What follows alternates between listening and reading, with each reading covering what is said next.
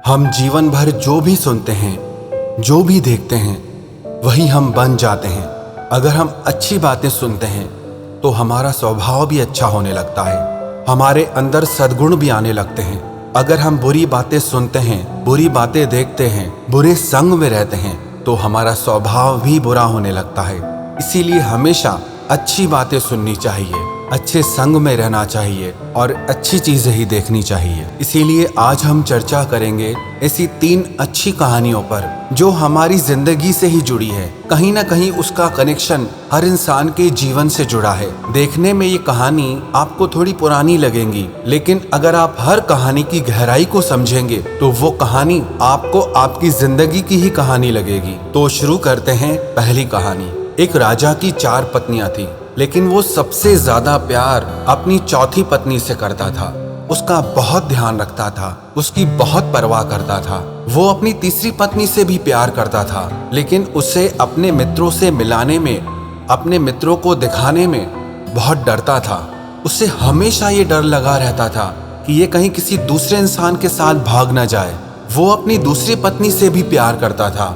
जब भी उसे कोई परेशानी आती तो वो अपने दूसरे नंबर की पत्नी के पास जाता और वो उसकी समस्या सुलझा देती थी।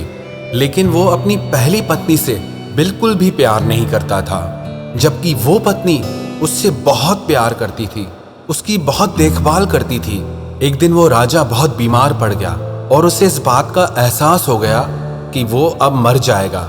उसने अपने आप से कहा, मेरी 4 पत्नियां हैं, उनमें से किसी एक को मैं अपने साथ ले जाऊंगा। जब मैं मरूं तो मरने में वो मेरा साथ दे।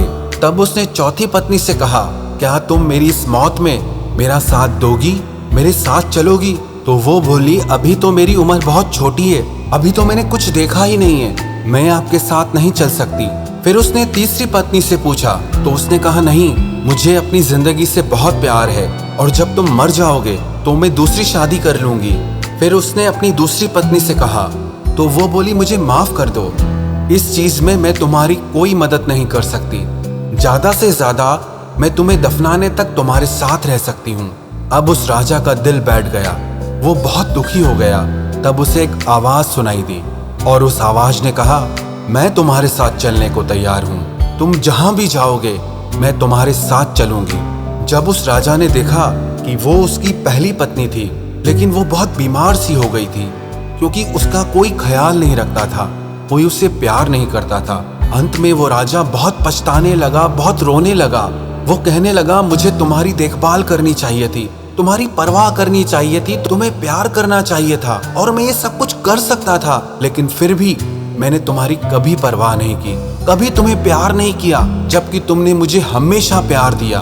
आप जानते हैं वो राजा कौन था? वो राजा आप ही हो, वो राजा हम ही हैं। दरअसल हम सब की भी 4 पत्नियां होती हैं। पहली पत्नी होती है हमारा शरीर, चाहे हम उसे जितना भी सजा लें, जितना भी संवार ले, पर जब हम मरेंगे तो ये हमारा साथ छोड़ देता है। हमारी तीसरी पत्नी होती है हमारा धन, संपत्ति, हमारा रुतबा, लेकिन जब हम मर जाते हैं तो ये किसी और के पास चले जाते हैं। हमारी दूसरी पत्नी है हमारे दोस्त, हमारे रिश्तेदार, चाहे वे कितने भी करीबी क्यों ना हो, लेकिन मरने के समय पे वो ज्यादा से ज्यादा हमें दफनाने के समय तक, हमारे अंतिम संस्कार के समय तक हमारे साथ रहते हैं। लेकिन हमारी पहली पत्नी होती है हमारी आत्मा, हमारी चेतना, जो इस संसार के आकर्षण में, संसार के मोह में कहीं खो जाती है, जिसकी तरफ हम ध्यान ही नहीं देते, जिसे हम भुला देते हैं। लेकिन वो आत्मा, वो चेतना हमारा साथ कभी नहीं छोड़ती। चाहे कितना भी बड़ा दुख आ जाए, चाहे मौत ही क्यों ना आ जाए, पर वो हमारी चेतना,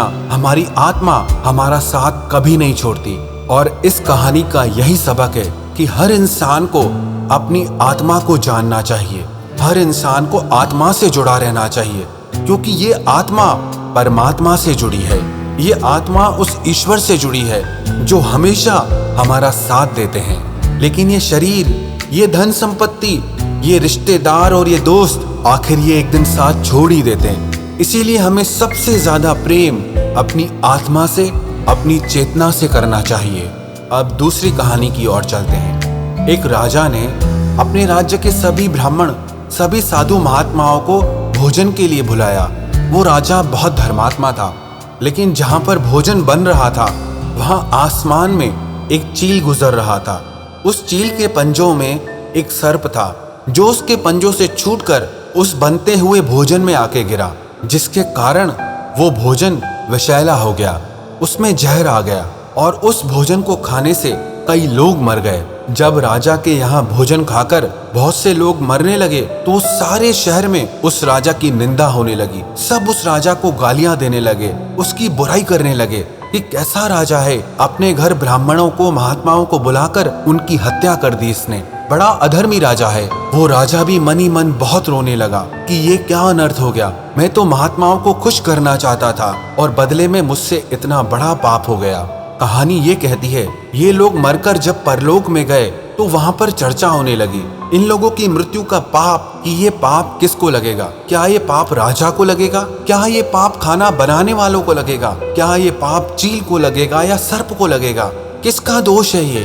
तो वहां पर बैठे किसी विद्वान ने कहा कि ये पाप राजा को नहीं लग सकता, क्योंकि राजा को पता ही नहीं था कि भोजन में विष मिला हुआ है। और ये पाप खाना बनाने वालों को भी नहीं लग सकता, क्योंकि उन्हें भी इस बात का ज्ञान नहीं था। और ये बात चील और सांप को तो लग ही नहीं सकता, क्योंकि उन्हें तो कुछ पता ही नहीं था कि नीचे क्या हो रहा है। फिर सबने प्रश्न किया, तो आखिर ये पाप किसको लगेगा, किसको सजा मिलेगी? तो उस विद्वान ने कहा कि उस नगर में जितने भी लोग राजा की निंदा कर रहे हैं, उसकी बुराई कर रहे हैं, इस पाप का फल उन सब लोगों में बटेगा। क्योंकि जब किसी व्यक्ति से अनजाने में कोई दोष हो जाता है, अनजाने में कोई पाप बन जाता है, और दूसरे लोग जब उसकी बुराई करते हैं, उसकी निंदा करते हैं, तो उस पाप का फल करने वालों को नहीं, उसकी निंदा करने वालों को मिलता है। ये कहानी भी हमारी जिंदगी से जुड़ी है। हमारी जिंदगी में बहुत सारे लोग ऐसे होते हैं जो हमारे लिए बेवजह उल्टा सीधा बोलते हैं, हमारे पीठ पीछे हमारी बुराइयां करते हैं। हमारे मुंह पे तो मीठे बनते हैं, लेकिन हमारे पीठ पीछे हमारे लिए बहुत उल्टा सीधा बोलते हैं। अगर आपकी जिंदगी में भी ऐसे लोग हैं तो आप बिल्कुल भी चिंता मत करना, क्योंकि आपसे जो भी गलतियां होती हैं, जो भी भूल हो जाती है, आपके उन सारे कर्मों का दोष उन सब लोगों में बढ़ जाता है। इसीलिए सत्पुरुषों ने कहा है, निंदक नियरे राखिए आंगन कुटी छवाए। जो हमारी निंदा करता है, जो हमारी बुराई करता है, उसको बिल्कुल हमारे घर के पास में रखना चाहिए, क्योंकि वो हमें हमारे हर दोष से मुक्त कर देता है। और तीसरी कहानी, ये कहानी है अंधविश्वास की, अंधचलन की। एक नगर में एक सेठ के यहाँ धोबी आया करता था, लेकिन कुछ दिन तक वो धोबी उस सेठ के पास नहीं आया।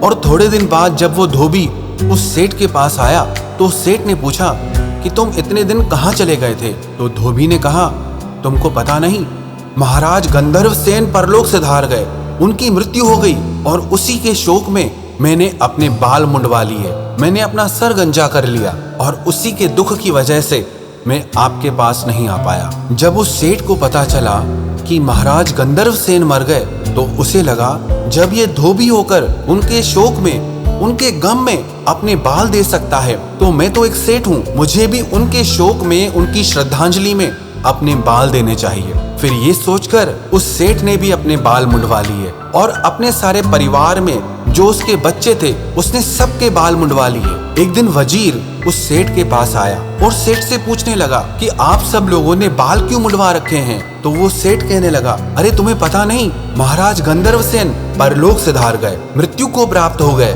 और उन्हीं को श्रद्धांजलि देने के लिए हम सब ने अपने बाल मुंडवाए हैं। वजीर ने कहा, अगर ऐसी बात है तो मैं भी उन्हें श्रद्धांजलि दूंगा। वजीर ने भी अपने बाल मुंडवा दिए। उस वजीर को देखकर राजा पूछने लगा कि आपने अपने बाल क्यों मुंडवाए हैं? तो वजीर ने भी वही कहा, क्या आपको नहीं पता, महाराज गंधर्व सेन परलोक से धार गए, और उनकी श्रद्धांजलि में मैंने अपने बाल मुंडवा दिए। राजा ने कहा, अगर ऐसी बात है तो हम भी अपने बाल मुंडवाएंगे, और नगर में जितने भी लोग हैं सबको कह दो, हम सब मिलकर महाराज गंधर्व सेन को श्रद्धांजलि देंगे। सब अपने बाल मुंडवा दे। और सारे नगर में सब लोगों ने अपने बाल मुंडवा दिए। कुछ दिन बाद वहां पर एक महात्मा आया। नगर में सारे गंजे लोगों को देखकर वो बड़ा हैरान हो गया कि यहाँ पर सभी लोग अपने बाल मुंडवा के बैठे हैं, ऐसी क्या बात है? जब उसने लोगों से पूछा तो लोगों ने कहा, आपको पता नहीं, महाराज गंधर्व सेन परलोक से धार गए, उनको श्रद्धांजलि देने के लिए सबने अपने बाल मुंडवाए हैं। तो वो महात्मा पूछने लगे कि आखिर ये महाराज गंधर्वसेन है कौन। तो नगरवासी कहने लगे, हमें नहीं पता, हमें तो राजा का आदेश आया और हमने अपने बाल मुंडवा लिए। तो महात्मा ने कहा, मुझे राजा के पास लेके चलो। वही प्रश्न महात्मा ने राजा से किया कि ये महाराज गंधर्वसेन है कौन जिसके लिए सारे शहर ने अपने बाल मुंडवा दिए हैं। तो वो महाराज कहने लगे, मुझे कुछ नहीं पता, मुझे तो वजीर ने बताया। फिर वजीर को बुलाया गया। वजीर ने कहा, मुझे भी कुछ नहीं पता, मुझे तो सेठ ने बताया। फिर सेठ को बुलवाया गया। सेठ ने कहा, मुझे भी नहीं पता, मुझे तो मेरे धोबी ने बताया। फिर धोबी को बुलवाया गया और धोबी से पूछा गया, कौन है आखिर ये महाराज गंधर्वसेन। तो वो धोबी बोला, गंधर्वसेन तो मेरे गधे का नाम था और मैं उससे बहुत प्यार करता था क्योंकि मेरे सारे काम वही करता था, मेरी रोजी रोटी उसी से चलती थी। और जब उसकी मृत्यु हो गई तो उसको सम्मान देने के लिए मैंने महाराज गंधर्वसेन शब्द का उपयोग किया।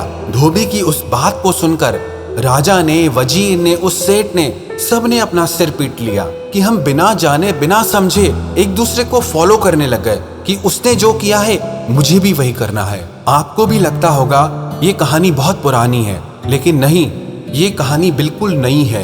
ये कहानी आज के समय की है।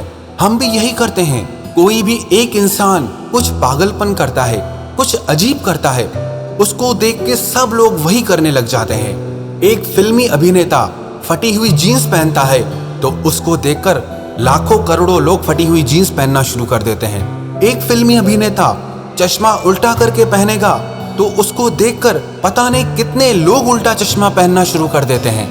एक फिल्मी अभिनेत्री अभद्र वस्त्र पहनती है, छोटे वस्त्र पहनती है, तो उसको देखकर पता नहीं कितने लोग वही करने लग जाते हैं, बिना सोचे समझे कि उसका मतलब क्या है, उसका परिणाम क्या होगा। आजकल बहुत सारी चीजें लोग इसीलिए करते हैं कि सब कर रहे हैं, कि आजकल का ट्रेंड यही है। अगर सब लोग कर रहे हैं और हम नहीं करेंगे तो हम भोंदू दिखेंगे, हम पिछड़े हुए दिखेंगे, हम मॉडर्न नहीं दिखेंगे। पर सच कहूँ, हम मॉडर्न बनने के चक्कर में बेवकूफ बन जाते हैं, मूर्ख बन जाते हैं। जिन बातों को, जिन कामों को करने की कोई जरूरत नहीं, हम वो सिर्फ इसीलिए कर जाते हैं क्योंकि सब कर रहे हैं, इसीलिए हमें भी करना है। फिर लोग कहते हैं ये तो आजकल का फैशन है, आजकल सभी ऐसे करते हैं, इसमें कौन सी बड़ी बात हो गई। अरे ये कैसा फैशन है जो हर दूसरे दिन बदल जाता है और हम हर दूसरे दिन पागलों की तरह वही सब करने लग जाते हैं जो दुनिया कर रही है। इसीलिए याद रखना, जो दुनिया कर रही है अगर आप भी वही करोगे तो दुनिया की भीड़ में गुम हो जाओगे। लेकिन अगर आप वो करोगे जो सही है, जो आपको अपने लिए करना चाहिए, जिसका कनेक्शन आपकी लाइफ से हो, तो वो काम करके आप करोड़ों की भीड़ में भी सबसे अलग और सबसे चमकते हुए दिखेंगे। आशा है आपको ये कहानियां और उनसे जुड़ी शिक्षाएं अच्छी लगी होंगी। अगर आप लोगों को इस तरह की शिक्षा देने वाली कहानियां अच्छी लगती हैं तो कमेंट करके जरूर बताएं। क्या आगे भी इस तरह की शिक्षा देने वाली कहानियां आप सुनना चाहेंगे? आप अपने विचार कमेंट के माध्यम से जरूर दें। अगर आपको ये एपिसोड पसंद आया हो तो आगे भी हम ऐसी अच्छी शिक्षा देने वाली कहानियों पर जरूर चर्चा करेंगे।